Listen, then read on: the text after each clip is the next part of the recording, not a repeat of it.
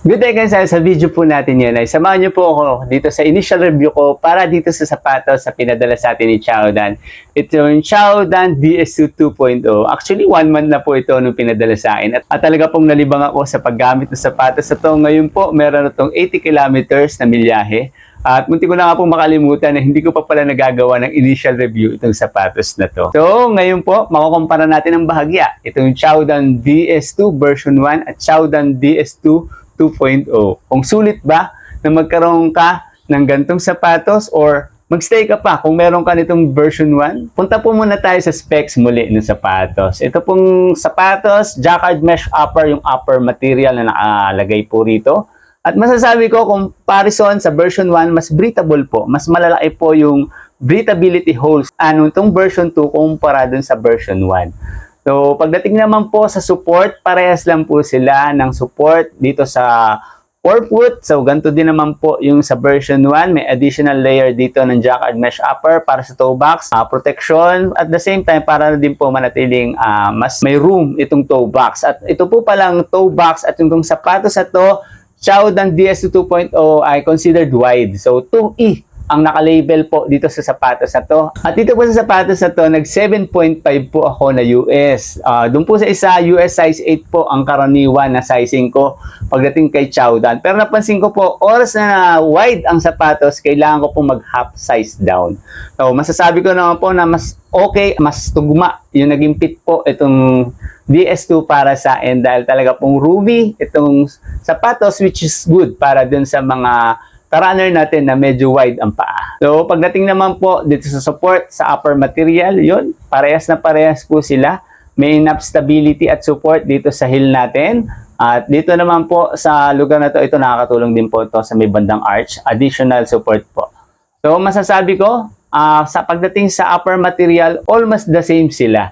Pero mas breathable yung upper material nitong Chowdan DS2 2.0. O, pagdating naman po dito sa midsole. Itong midsole, ang stock height po nito ay 26mm, 36mm, makes it a 10mm drop. Sa pakaramdam, pag suot mo itong sapatos na to, parang ang tangkad mo.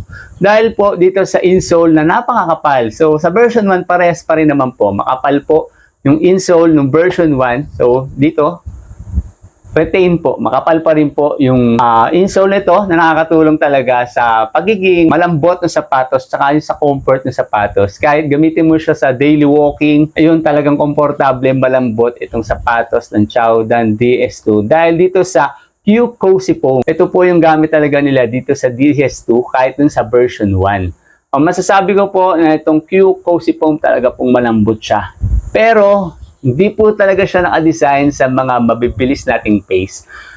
Ito, swak na swak po to sa easy run, recovery run, at kahit po sa long run. Pero pagdating po sa tempo pace, speed session, hindi po ito yung sapatos na tugma para sa mga speed session natin. Dahil gaya po dun sa unang version, nagkakaroon po ako ng bagyang hotspot sa talampakan pag mabibilis na yung pacing. Pag mga below 5 minutes pace per kilometer, so yun, nag-accumulate na po yung hit sa talampakan ko. Para sa akin, around 5:30 pace, yun yung sweet spot para sa akin na pacing nito sapatos na to. At masasabi ko, para sa akin, parang piling ko mas malambot itong version 2. So, hindi ko rin naman masabi na tama yung theory ko dahil syempre po luma na kasi yung version 1. So, hindi na, kahit isuot ko siya ngayon, syempre mas bugbog na po yung foam nun kesa dito sa bagong foam nitong DS2 na talagang bagong sapat. So, pagdating naman po dito sa rubber outsole ni Chowdan, so hindi ito yung QSAU nila, pero still, habi ko nga, matibay pa rin at masasabi ko 80 kilometers, dito lang po ako may bawas. So, yun. Makapit, ito pong rubber outsole at ang kagandahan po niya, talaga pong medyo makapal yung nakalagay na rubber outsole. Talaga pong magtatagal itong sapatos na to dahil talaga pong nakadesign to sa mga daily running natin. Nakadesign to para magkaroon tayo ng maraming milyahe gamit itong sapatos na to. So yun masasabi ko na yun maganda talaga yung rubber outsole at yung wide base ng sapatos. Ito yung isa sa gusto ko rito. Wide sa forefoot, wide sa midfoot, talagang stable na stable yung nagiging landing mo paggamit itong sapatos ng Chowdan DS2 2.0.